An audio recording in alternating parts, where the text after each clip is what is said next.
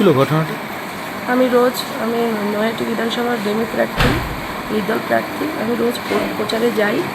আমার পাড়া দিয়ে আমি রোজ হেঁটে যাচ্ছিলাম, তখন দেখি বিজেপির মিথ্যে ফর্ম ফিল আপ করছে ৩,০০০ টাকা, যেটা অন্নপূর্ণা? হ্যাঁ, অন্নপূর্ণা।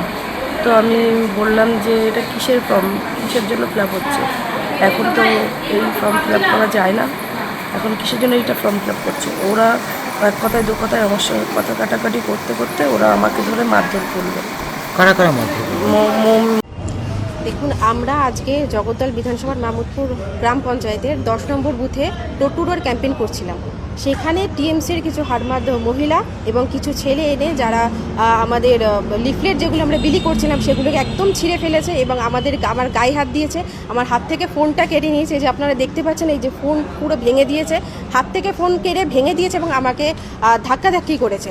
তো টিএমসি টোটালি ভয় পেয়ে গেছে, ওরা বুঝে গেছে 26-এ পরিবর্তন হচ্ছে, 4 তারিখের পর ওরা আর থাকছে না, সেই ভয়েই ওরা এই জিনিসগুলো করছে। কিন্তু বিজেপিকে এইভাবে থামানো যাবে না।